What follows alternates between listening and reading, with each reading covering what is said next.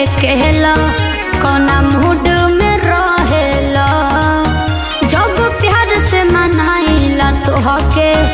दूर रहे के कहेला बहुत आदत खराब बा तनी बुझल कर